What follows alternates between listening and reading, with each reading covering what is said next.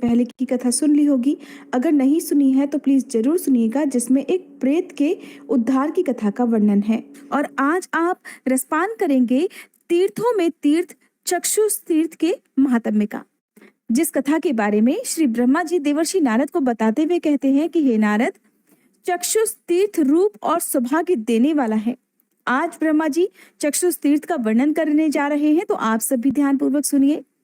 श्री ब्रह्मा जी कहते हैं कि जहां भगवान योगेश्वर गौतमी के दक्षिण तट पर निवास करते हैं, वहां पर्वत के शिखर पर भौवन नगर विख्यात स्थान है। वहां छात्र धर्मपरायण राजा भौवन निवास करते थे। उसी नगर में वृद्ध कौशिक नाम के एक ब्राह्मण भी थे, जिनके वेद वेत्ताओं में श्रेष्ठ गौतम नाम का एक पुत्र हुआ। गौतम की एक वैश्य के साथ मित्रता हुई। वैश्य का नाम मणिकुंडल था। इनमें एक दरिद्र था और दूसरा धनी था, तो भी दोनों एक दूसरे के हितैषी थे, सदा एक दूसरे की चिंता किया करते थे। एक दिन गौतम ने अपने धनी मित्र मणिकुंडल से एकांत में बड़े प्रेम से पूछा कि मित्र, हम लोग धन का उपार्जन करने के लिए पर्वतों और समुद्रों की यात्रा क्यों ना करें? अगर अनुकूल सुख न प्राप्त हुआ तो समझना चाहिए कि जवानी व्यर्थ गई। धन के बिना सुख कैसे प्राप्त हो सकता है? अहो, निर्धन मनुष्य को धिक्कार है। कुंडल ने ब्राह्मण से कहा कि मेरे पिता ने तो बहुत धन कमाया है, अब अधिक धन लेकर मैं क्या करूंगा? तब ब्राह्मण ने पुनः मणिकुंडल से कहा कि मित्र, जो धर्म अर्थ ज्ञान और भोगों से तृप्त हो जाए, ऐसा कौन पुरुष प्रशंसनीय माना जाता है? सखे, इन सब की अधिकाधिक वृद्धि ही समस्त शरीरधारियों को अभीष्ट होती है। इसीलिए वर्तमान समय में भी हर कोई धन कमाने के पीछे भागता है। जो प्राणी अपने ही व्यवसाय से जीवन निर्वाह करते हैं, वे धन्य हैं। जो दूसरों के दिए हुए धन से संतोष लाभ करते हैं, वे कष्ट से ही जीते हैं। जो पुत्र अपने बाहुबल का आश्रय लेकर धन का उपार्जन करता है और पिता के धन को हाथ से नहीं छूता, वह संसार में कृतार्थ होता है। धनाभिलाषी ब्राह्मण का ये कथन सुनकर वैश्य ने उसे सत्य मान लिया और फिर घर से रत्न लाकर गौतम को देते हुए कहा, मित्र, इस धन से हम लोग सुखपूर्वक देश देशांतरों में भ्रमण करेंगे और फिर धन कमाकर अपने घर को वापस लौट आएंगे। वैश्य तो अपनी सद्भावना के अनुसार सत्य ही कहता था, किंतु ब्राह्मण उसे धोखा दे रहा था। उसके मन में पाप था, किंतु वैश्य उसे ऐसा नहीं समझता था। दोनों ने आपस में सलाह की और अपनी माता पिता को सूचना दिए बिना ही धन कमाने के लिए देश देशांतर में चल दिए। उन्होंने अपने माता पिता को नहीं बताया कि हम परदेश में धन कमाने के लिए जा रहे हैं। तो रास्ते में वह ब्राह्मण सोचने लगा कि जिस किसी उपाय से हो सके वैश्य के पास जितना धन है वो सब ले लूं। अहो, पृथ्वी पर सहस्त्रों सुंदर नगर है, जहां काम की अधिष्ठात्री देवी जैसी अभीष्ट भोग प्रदान करने वाली युवतियां भी हैं। अगर यत्न पूर्वक धन लाकर उनको दे दिया जाए तो वे सदा भोगी जा सकती हैं और फिर वही जीवन सफल है। किसी प्रकार वैश्य से अपने हाथ में आए हुए धन को हड़प कर उसका इच्छानुसार उपभोग करूं। ये सोचते हुए गौतम ने मणिकुंडल से हंसते हंसते कहा। उसके मन में पाप था, तो वह हंसते हंसते कहने लगा कि मित्र, पाप से ही जीवों की उन्नति होती है और वे मनोवांछित सुख प्राप्त करते हैं। संसार में धर्मात्मा लोग दुख के ही भागी देखे जाते हैं, अतः एकमात्र दुख ही जिसका फल है, उस धर्म से क्या लाभ?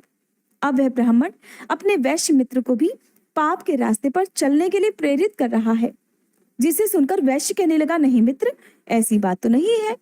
धर्म में ही सुख की स्थिति है और पाप में तो केवल दुख, भय, शोक, दरिद्रता और क्लेश ही रहते हैं। जहां धर्म है वहीं मुक्ति है। भला अपना धर्म क्या नष्ट हो सकता है? इस प्रकार विवाद करते हुए दोनों मित्रों में ये शर्त लग गई कि जिसका पक्ष श्रेष्ठ हो वह दूसरे का धन ले ले। तो वे बोले, अच्छा, अब हम चलकर दोनों किसी और से पूछते हैं कि धर्मात्मा प्रबल होता है या फिर अधर्मी। वेद से लोक का ही मत श्रेष्ठ है, क्योंकि लोक में ही धर्म से सुख होता है। इस प्रकार विवाद करके वे दोनों मित्र रास्ते में मिलने वाले सभी लोगों से पूछने लगे कि पृथ्वी पर धर्म प्रबल है या अधर्म।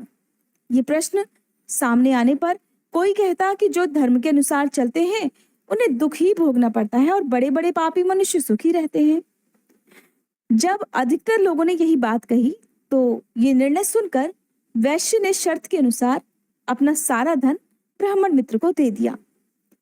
मणिमान धर्म वेदताओं में श्रेष्ठ था। वह बाजी हार जाने पर भी धर्म की ही प्रशंसा करता रहा। ब्राह्मण ने मणिकुंडल से कहा, जिसका नाम मणिमान भी है, कि उससे पूछा कि मित्र, क्या तुम अब भी धर्म की प्रशंसा करते हो? तो वह वैश्य कहने लगा, हाँ, मैं अब भी धर्म को ही प्रबल मानता हूँ। तो वह ब्राह्मण मुस्कुराकर कहने लगा, मित्र, मैंने तुम्हारा सारा धन जीत लिया, फिर भी निर्लज्ज की तरह धर्म की बात क्यों करते हो? देखो, स्वेच्छाचारी होने पर भी मैंने ही धर्म को जीता है। ब्राह्मण की ये बात सुनकर वैश्य ने मुस्कुराते हुए कहा, सखे, जैसे धान्यों में पुलाक अर्थात पहिया और पंखधारी चिड़ियों में छोटी मक्खियां होती हैं, वैसे ही मैं उन मनुष्यों को भी सारहीन मानता हूँ जिनमें धर्म नहीं होता। चारों पुरुषार्थों में पहले धर्म का ही नाम आता है, अर्थ और काम उसके बाद आते हैं। वह धर्म मुझ में मौजूद है, फिर तुम कैसे कहते हो कि मैंने जीत लिया? ये सुनकर ब्राह्मण ने पुनः वैश्य से कहा कि मित्र, अब दोनों हाथों की बाजी लगाई जाए। वैश्य बोला, ठीक है। फिर दोनों ने जाकर पहले की ही तरह लौकिक मनुष्यों से पूछा। निर्णय ज्यों का त्यों रहा, यानी कि अधिकतर लोगों ने यही कहा कि धर्म सारहीन है। इस बार भी ब्राह्मण जीत गया। तो ब्राह्मण कहने लगा, मित्र, अब फिर से मेरी विजय हुई है। ऐसा कहकर शर्त के अनुसार उसने अब की बार वैश्य के दोनों हाथ काट डाले और फिर पूछा, मित्र, कहो, अब धर्म को कैसा मानते हो? ब्राह्मण के इस प्रकार आक्षेप करने पर वह वैश्य कहने लगा कि मेरे प्राण कंठ तक भी आ जाए तो भी मैं धर्म को ही श्रेष्ठ मानता रहूंगा। धर्म ही देहधारियों की माता, पिता, सुहृद और बंधु है। इस तरह दोनों मित्रों के बीच विवाद चलता रहा। विवाद चलते रहने के कारण हर बार ब्राह्मण धनवान हो गया और वैश्य धन के साथ साथ अपनी दोनों बाहों से भी हाथ धो बैठा। इसी तरह भ्रमण करते हुए दोनों गौतमी गंगा के तट पर आ पहुंचे, जहां योगेश्वर श्री हरि का निवास स्थान है। वहां आने पर फिर से दोनों में विवाद आरंभ हो गया।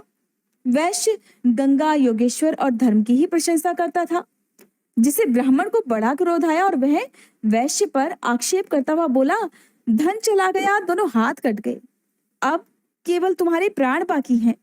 अगर फिर से मेरे मत के खिलाफ कोई बात मुंह से निकालोगे तो मैं तलवार से तुम्हारा सिर भी काट लूंगा। मित्र की बात सुनकर वैश्य हंस पड़ा। उसने फिर से गौतम को चुनौती देते हुए कहा कि मित्र, मैं तो धर्म को ही अब भी बड़ा मानता हूं, तुम्हारी जैसी इच्छा हो कर लो। जो ब्राह्मण गुरु, देवता, वेद, धर्म और भगवान विष्णु की निंदा करता है, वह पापाचारी मनुष्य पाप रूप है। वह स्पर्श करने योग्य नहीं है। धर्म को दूषित करने वाले उस दुराचारी पापात्मा का परित्याग कर देना चाहिए।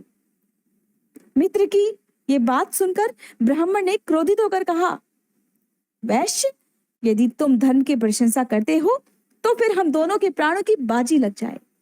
वैश्य ने सुना तो कहा, ठीक है।